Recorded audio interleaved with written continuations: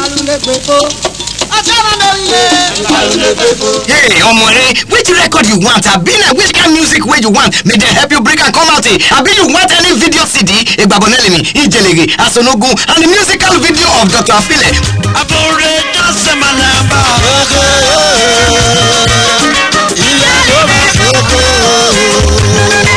Abina Wadada.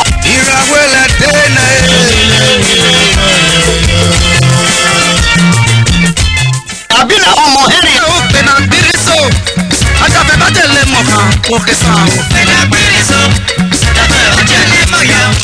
Abina Esan Ofe.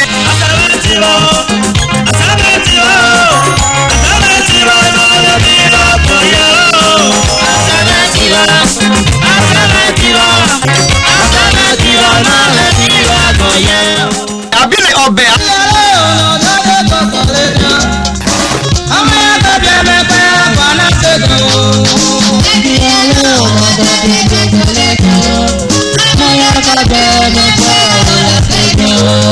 Abina Enowe.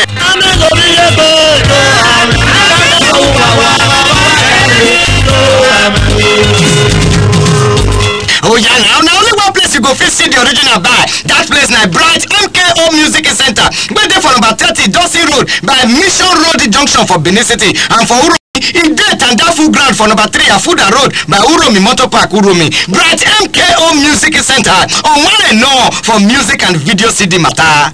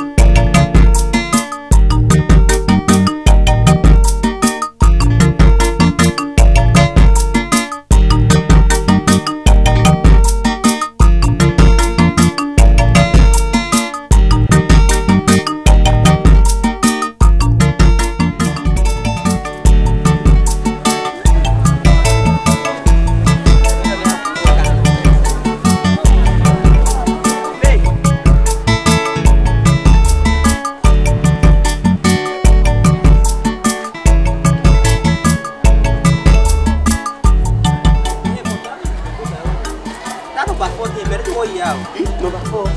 I work here. You hear that one now? Where number 4? Yeah, no. Well, no, number 4. I try it. Class. I'm not here to carry a better lawyer. Number 4. The worry. I'm the Kinanya. I'm very happy to meet you. Yeah. Only the other without me. Without more. I'm very number 4 now. Oh, can you over? What child? Yeah. Number 4 the way was over in class. I never knew you make a van. Okay. No, yeah, you mention. What do you that you have that? Yeah, what's up? I don't actually have. What actually have? Oh, what I know? No, Miss Kenya. I will find out what I am. Okay.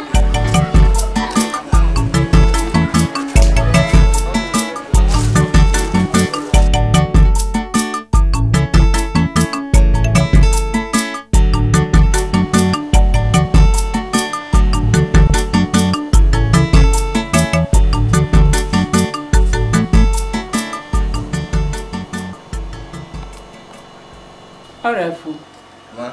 A believer. Edewede. Ma. Right now. Ma. Obi wa yesu, ba ba no so. Ni da lo na me cha de da. Ahia dan. All right, fo. Yeah. On examine we do. Anti ko wo ni. Ne we yo. Boy, me gbe le na. Me gbe. Ko to bari won me pa sa school de o. Boy, one boy bata man. Question number 4. Me pa wo sa bo answer we school de.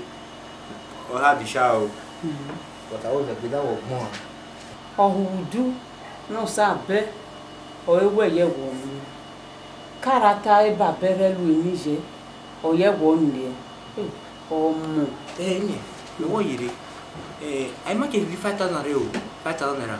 I we nyona no wa hai. Ala yo ta gun exam na so to. Ko se be na che ma mo be ma la che gbe yan. I ma 5,000 wa ni ma wa hai. Yoda. Chasigo. On direte. Di wo ba wo no. Ni anya ina mare. What we are what do ta?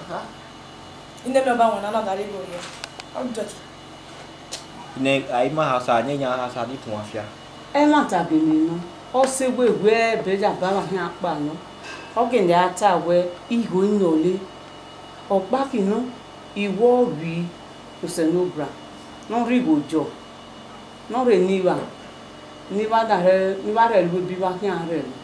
No. O di ri ni. O di ri ni. No. Anya ba ha di kun afia. E de we di. O ne ba enu we mo yo we ki an dan e. O ba se ye dan abi eni pa bo ne se ni le da bi pa ba kile. E du ada re vino o e we gwan. Do mu re nya igu gwan na yo ne ba ni o sege no are. Wo do mu re na me wo yi wa wo do mu ba na.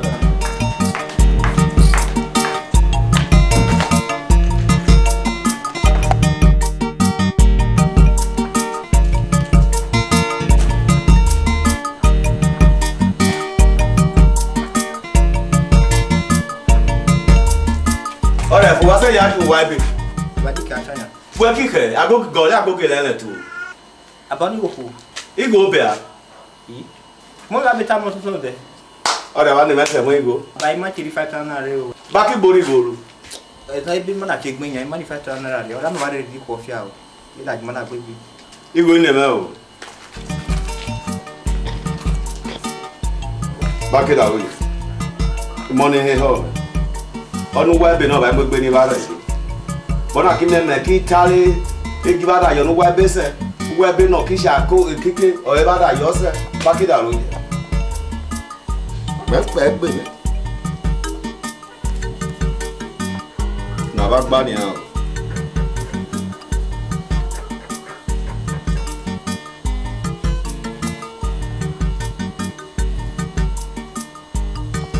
Mia, na hiyo me abi za na fa bo. Baba. Rula.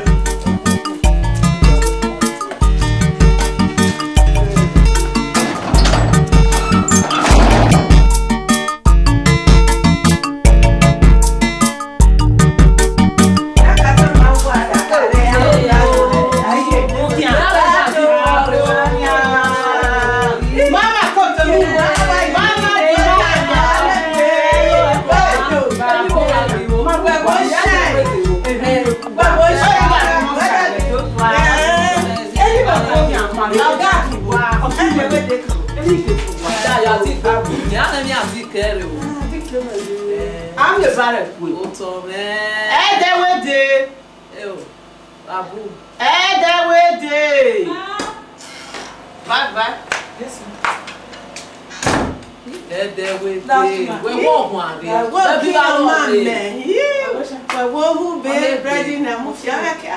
Only fridge ni if you go see mineral ni ko seriwo. Nunderi.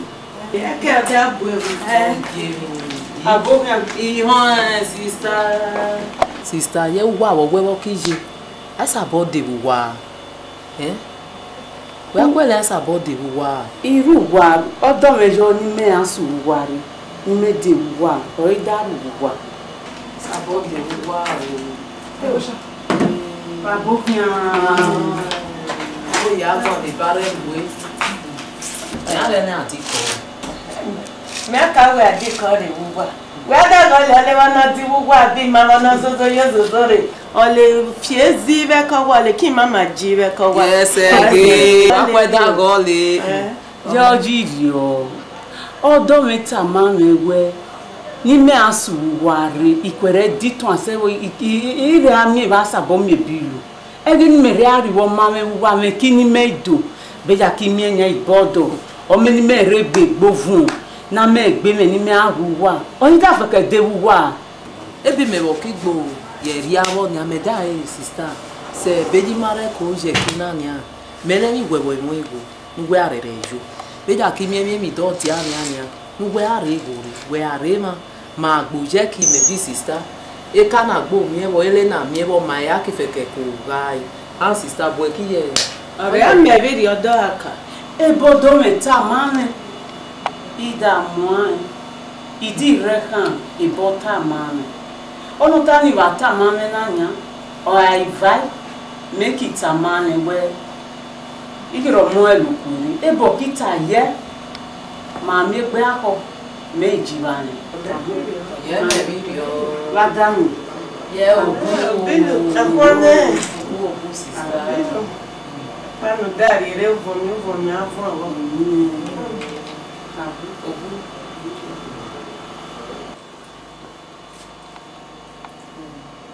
necklace na opa pẹ̀lú oyo pa adawo si sister bi ose keke ayo pa wa da gole keke keke no ọ̀nà wípé Yorùbá ní tó ní máa yọ máa di 10 minutes bàkúwọ̀ ní kékeré dọ́ọ̀dọ̀ nígbà nìtò iba ni keke ro do ni iwo ya kiri da wo be kon le da de oye ye kana wo ta ayale aye le de ọ̀yẹ́ ní 15 dada mi 15 25 oise me asede ni amele ni me aje ki ona jona nya me ki emi go re de ọmọ ebi àmì àǹfà ìdí tàmá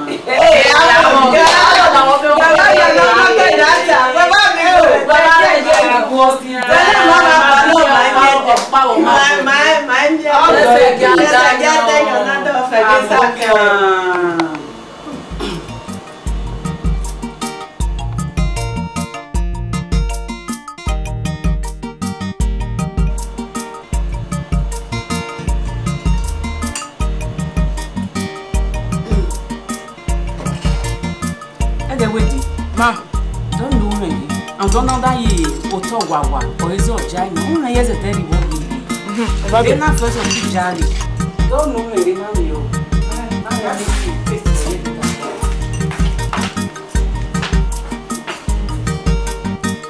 Ora fo no mo na be me bunu nia Aba. obe bunu se ni bunu yesu nu di do kwa o yan mu do ye ri Mo gwa ta mo yin pa do na ko ra yo. Ni pa le mo se ran do e ti mo ya nya. Aba. Ole bana. Na e gbe mara lo na ku ye nya. Ma gbo lo na ku nya ti e mo ri. Wo e ba wa dari amari o. Awole bi ba. ide wa no e aba wono ye ke mo we mama ke ado e bi o me money bi o so no ba re ole hi gele re gi me ado ake apo si mo adio ipone gbe upono fia ole kikia owo me ro ko ba oyu we no mo ale ba ida bi Aba. e ba igbo mo yóò ta gbé ní wọ́n ṣáà sí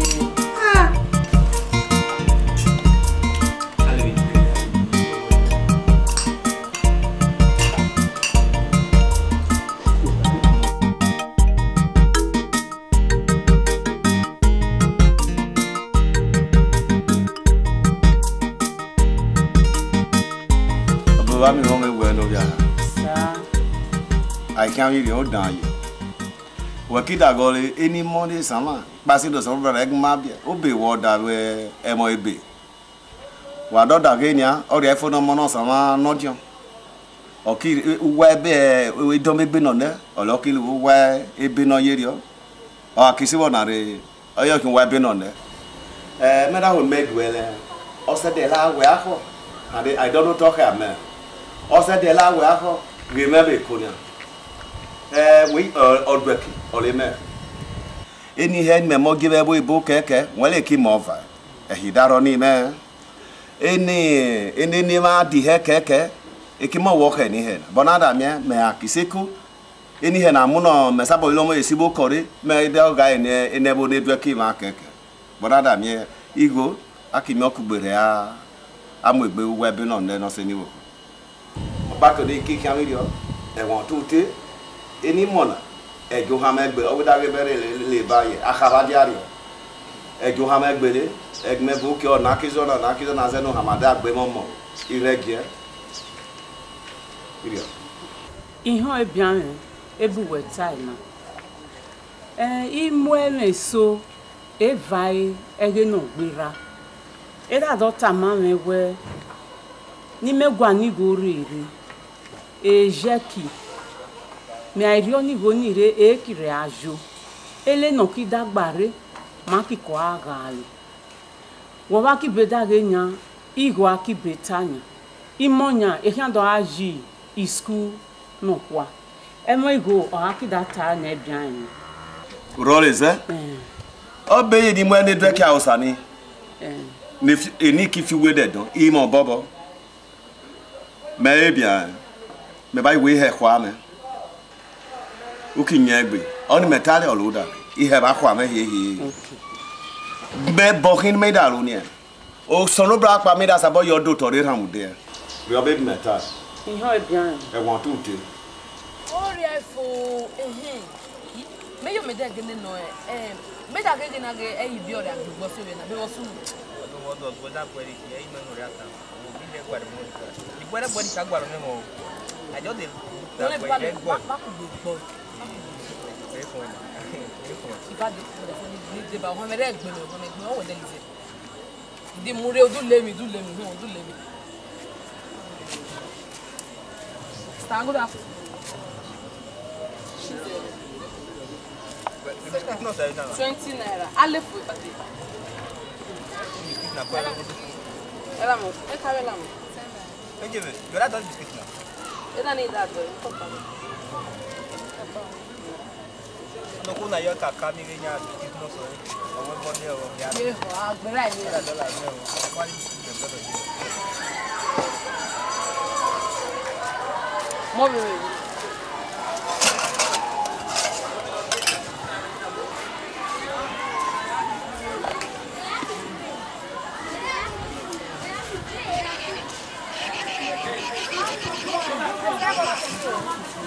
Bonito.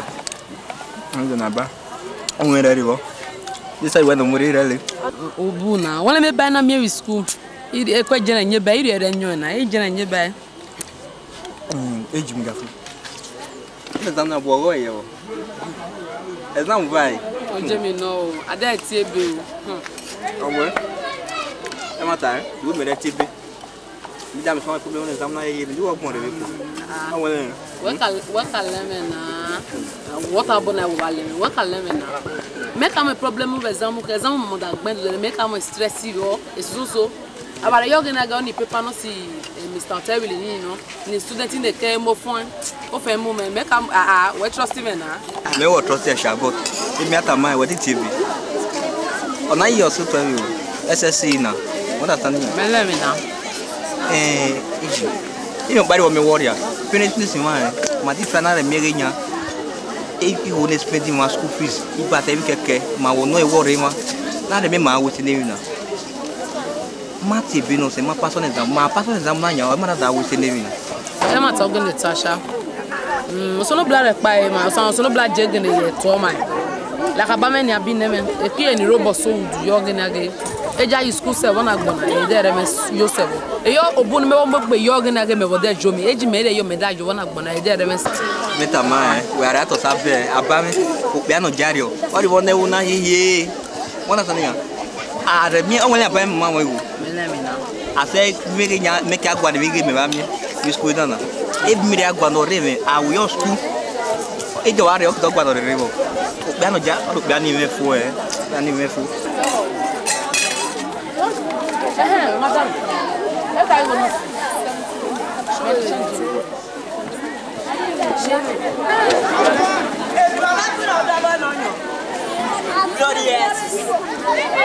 Oh, there.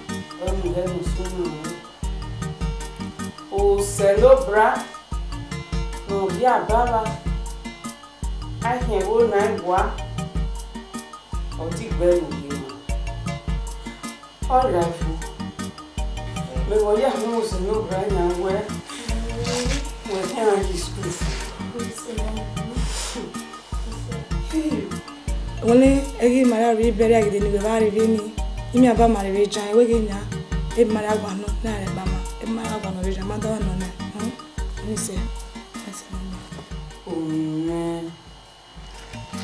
e mata gini no ege na ri alu bere no sabe ege ni vivi iya pe we e di re pa wekwejo otana talugo o ata tiere wata le bere fike ke gbe majere jamie nya kyo e le do sameowi ege no to be de fike ke gbe man iro ya se de ona me da ye ni me ami mi alugo po ame heji Ọkọ eme bọ́ọ̀lù.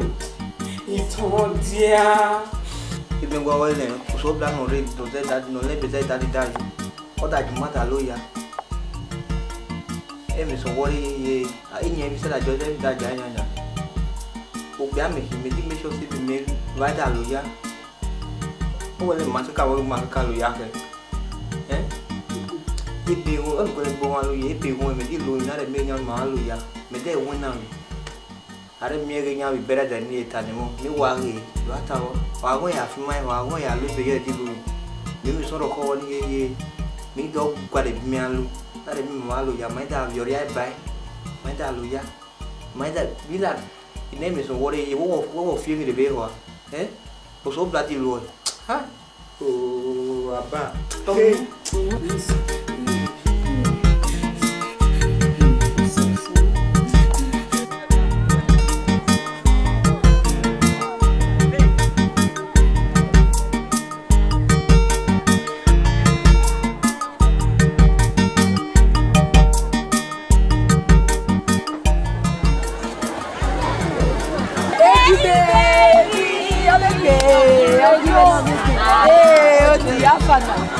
Make way ya mudafo. All the for busy order by this Monday, Ellen Wednesday, make up on Monday, me buy me on Tuesday, me buy me on Ellen Wednesday, me that men be was soon. O Jamie no me here when me abu e me don no do was all about this. What show me was soon ya. Well, o so black jamia e me so was soon boy. O le be soon ma close Elena na for me kwa show me make it case down.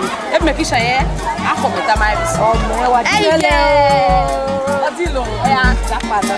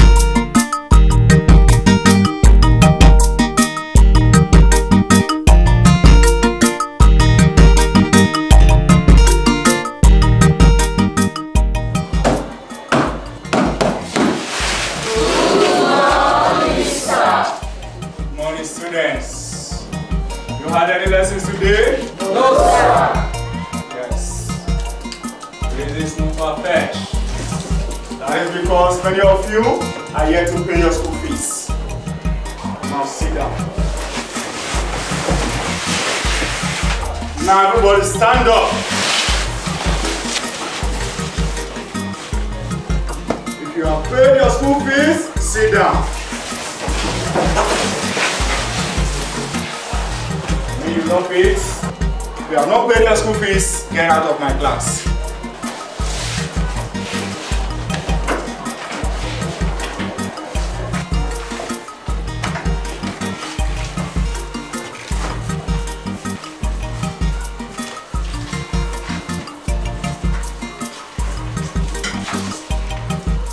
Waiting for?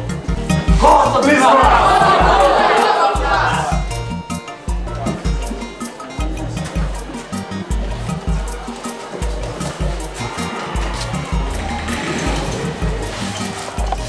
Will you take that?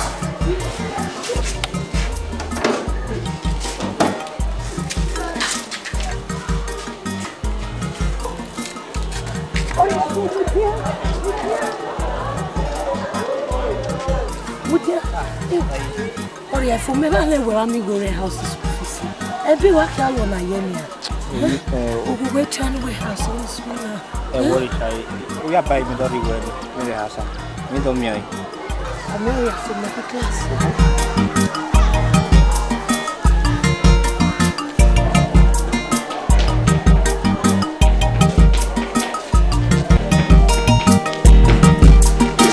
By the grace of God, we're taking a look at collocation.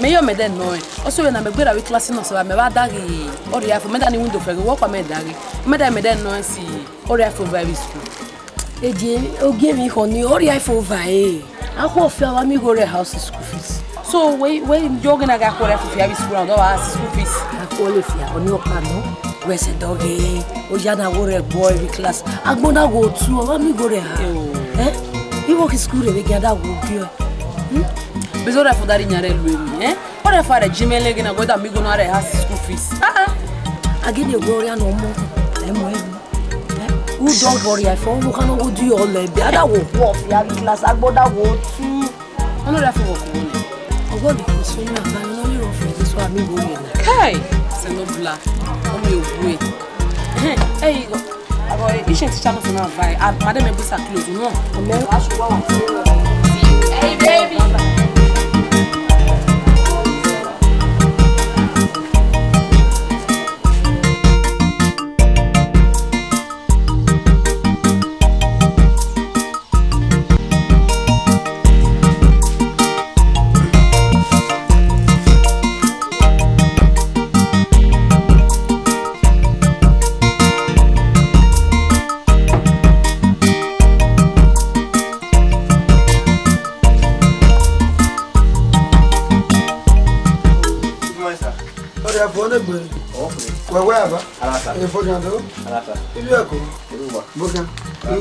What is going on? I don't know that well. You walk on a very school fees here. That was no yesterday. That went down from your high school fees. Your school fees? Yeah. Oh, is that what buying? What's the way? What's what Mama whether you met a Mama Gadi has a school or by when I met the school fees? One is not said that this much in back. When they would have 2 million square now, I someone yesterday didn't know you don't know man to the whole. But it's not a rago, what can I do? Anyway, Maria was on a party, was 1 man's man's ago. If Megan, Obusa, just wait a second. Obusa. What the boomerang when I was confusing the river. That body marry me. A man's on the go. Oh, goes.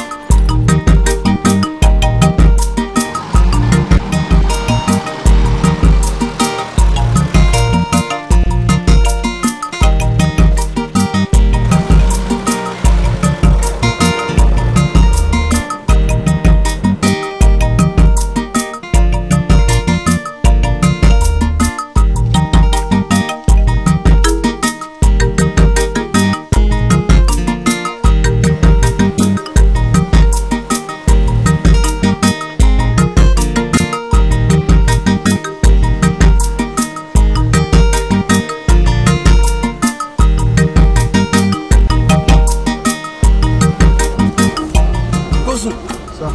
Make it gonna. Yes, sir. Muja. Oh, Tajor. Meg. I want to fit. If you are born in the let's go well in that. I'm going to put that cow wire. You mean that? You go to where I want to where is me? Look at the man. Money to where I'm going on. Let's go. Yes, sir. What's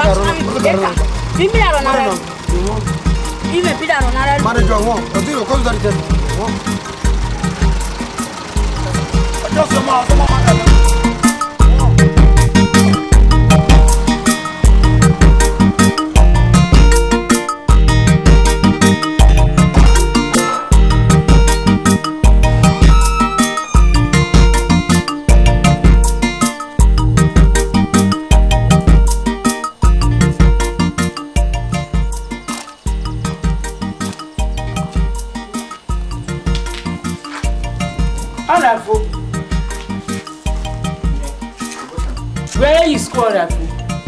Miliori, Ekumafia. Where? I'm not school fees here. Where you job you at page? Oh, you're jolly. Vahia school. No West Sedan in Wetama. Where you? May me. But I next week or that you very house. Next week, fe. Who are working down Jenya? Resi next week. Wow. They make it me. Hey, Renya. Omo ememe wodo siso enya. Mame babu wa so wodi mi go reme ni mare gwaniba. Aimiebenomon.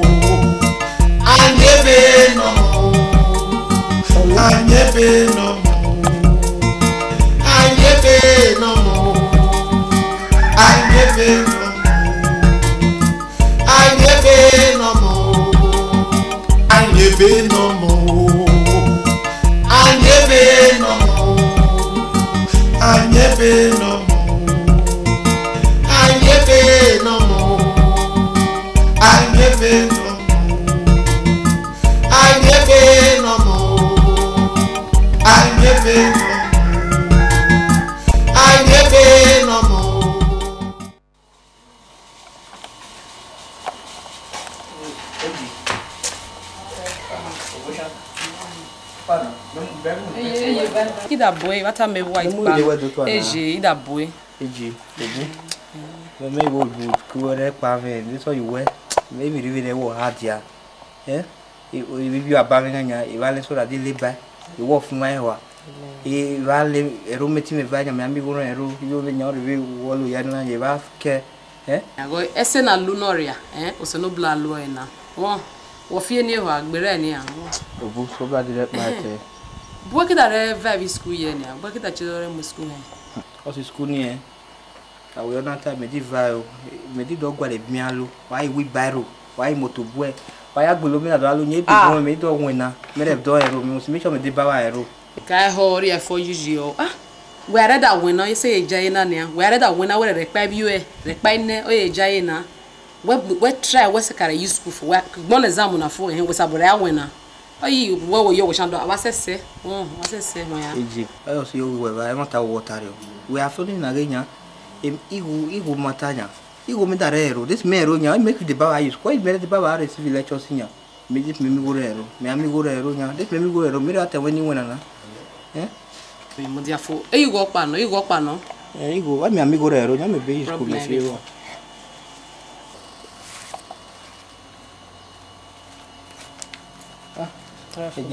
On a des serre ro and okuye ono keke okoro re lo mi seso wa ho obo e no so na nya mi na na ba re obo so ba re ba e ya didigo e me ye e na ba re wo nya me le baba re pa ye e wa ke so da nya mi e bi na e fi ma le ba nya wa re te okay wa u this we agboro ri go na nya me mi go re ro nya e no so na e ke o yo agboro e da mali bere da ni wa e bi ata ona ke o yo de lo na de na wo de ni da ha ti wa nya iri lo o ye mo e ona ke ze we da avie ni a Omerio. Osabere sunu dori ya bebe.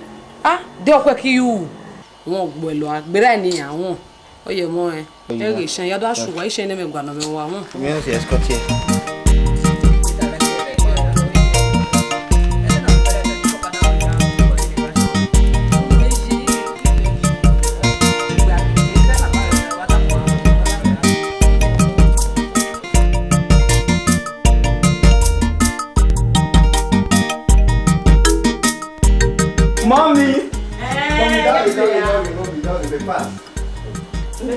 Mon mi ja fo me pass il sorti me again. Me pass be mi be. Passi. Dove passi? Bravo, congratulations, brother. On me va sei, o essaye no se no bra na bra. Ha para jo ime. O da go na no se no bra, o bo akun me. O se no bra. Economy. Ọmọ dúnú sábà ọmọ náà rẹ lẹ́yìn yìí o. Ebe. When they bẹ̀rẹ̀ kẹ́lẹ́ bí náà yà. Bẹ́ẹ̀ wọ́n rí bẹ́ẹ̀ kí o. Ìnẹ̀jọ́ àwọn ọ̀rọ̀ náà fún ẹ̀ bí náà wọ́n rùn lẹ́sà. Lọ́wọ́ ìjẹ́ ọ̀rẹ́ àfọ̀. Mais on fait d'accord comme on fait au lab, mais c'est là qui rend les bénins. On est bénins. À risque là, je vais mettre dans les schools pour les beaux.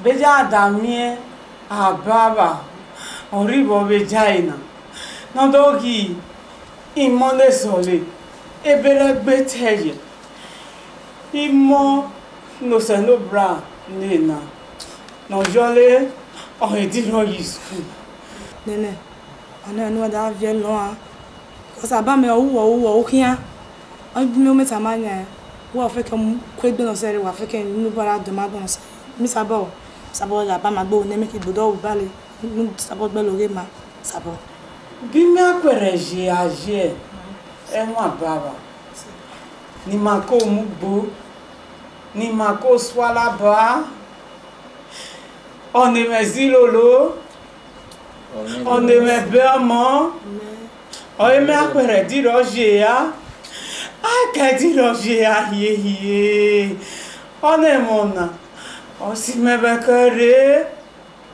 ori afu ne abo wenya nwe do yi school fo we go le bu we ko di tin ahin adi de mi ni nwe re ahin ona me da ta ni me mi alugo o ja be mi a bi me ida no genia o merio Kyle, o so bla no role pedare mere ache vole body lo mo mere wena ki gwani go mare ida mi so opportunity now e de wede ehine oni go ni mere me ko bo ni du re de wede me are nyen kudu adu kudu asheri menya o ayi wi baro o ayi jara smunis met e bore ak mi di dolo wo o iyi ine wo wa wo okay wa so le bi na nya wa joy wo ube kwa menya wole bo idawo me de yo ori afu ine ohudu no sabe o ewu eje bo we kwejo kobo bi epin o arejo we ja try so gba de lo de ke na just wo try so ga wo carry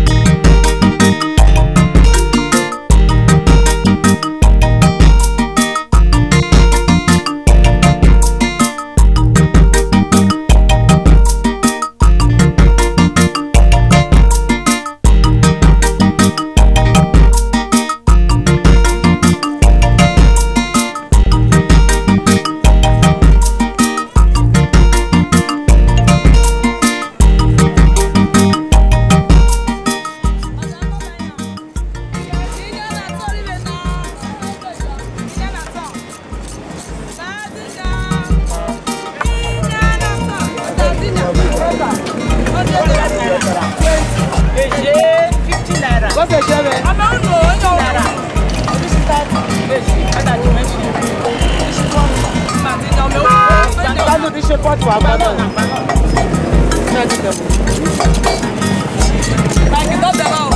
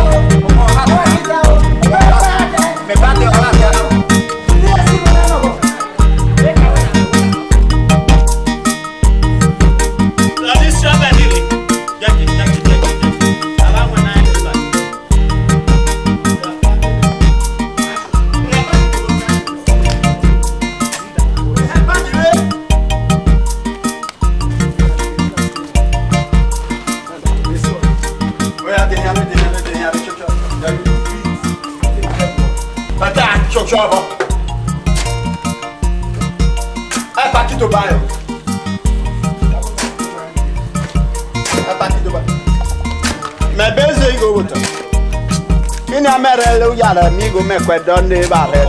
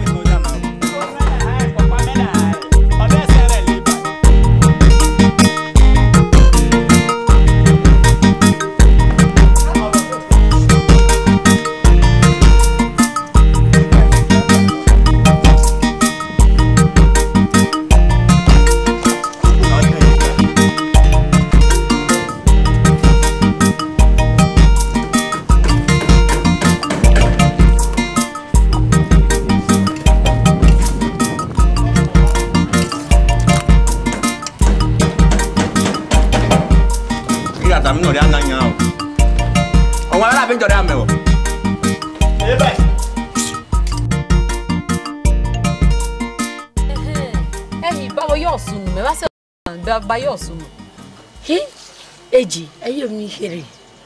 Me wo Mr. Lave ki o dege mere adare ki vade. Wa me ke no so ni oko. Te mata. Yo mwekele, o ba mi ore no mwekele.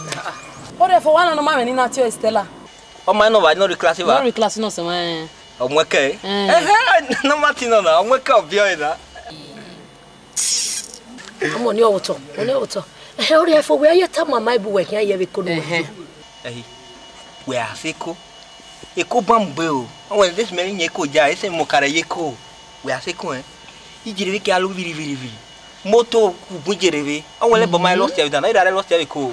E a ulpo mo ese unya, e a ulpo mo ese kinya lo fere. E woro esha. Me va givenda. Ila te va ska yeko ke. Me seko me ni timumu. Eko no we jo, bo we shan yebo. Omo wala ba mo ho ni anno wo da tem ostie moto na lo na ohu ai no wo ni e ko no wa yobo wa shan ye wo omo ho wala ba mo ho ni anno we na wow me o gede se ko e da kere o ko no ri wo be da kere o ko mo bo o ko re ba me sha o da o gede ni me san ne be keke e da re mi ashi jogbo e da o testara no se maki lo ni fonya ke wo ki se na re house visa be ticket me mi go o da fe ke vie. But there is 1 month, just 1 month. Oh, wow. Ona wo kaka mi o. Emi no wo kaka wo hona. Ke o we ada ki mi go no po no serious ni awo yafo. Worry, ori afo.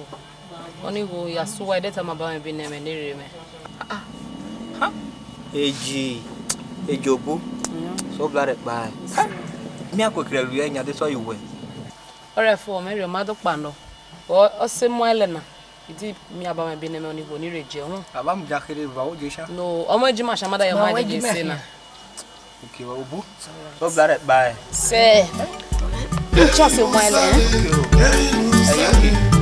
So glad bye. Emi nusale.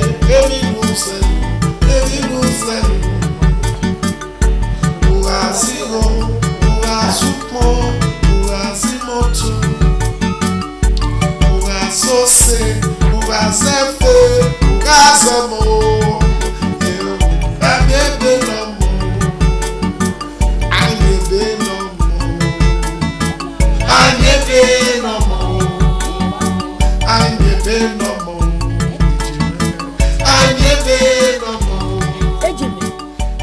me who we gene wo promissory I for one. Ge wa mu go na no re akewo. Do you whether kimi go no dia nyane? Eji. Wo kwele bu welu nia. You na 5 naira. Thousands of naira le atare na nia. Let me now. Is it me ada? Okay, jo we wa da kimi oni go no no si. Idi mi aba me bi na mere na na. We ka ho. Aba bi na ni vale no wo kana. De o kwere mi oni waji. Aba bi na ni vale ole. Ore wo mi ugwe de ole wo di amunya ho. Wo kwele bi we tania. Mary, mele bi melu. Me ye yo han, mele bi melu, me ye yo. Me o wela na o bia.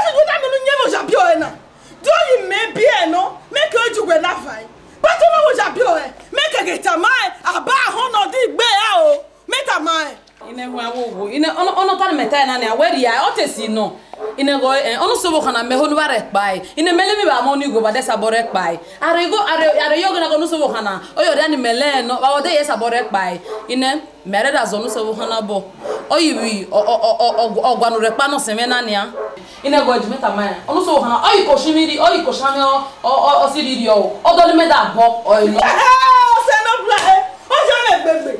Who will you walk off your dog? Oh, you go and get it. I'll be waiting with you. If I never can make the back home, back to a game, if I let me back to take with you. Hey, Jimmy, I don't have been a gear. Yes, I don't have been a gear. Oh, Jimmy, he said no blame. You are in a Jimmy, only one of us never need a joy, but I never need a joy. It's a way for you to enjoy, but I never need a joy. But I never need a joy.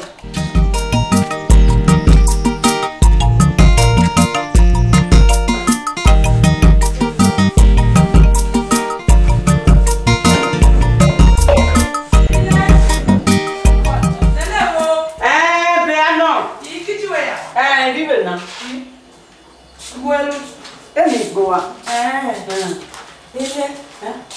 have to leave that side. Come on, Bucky.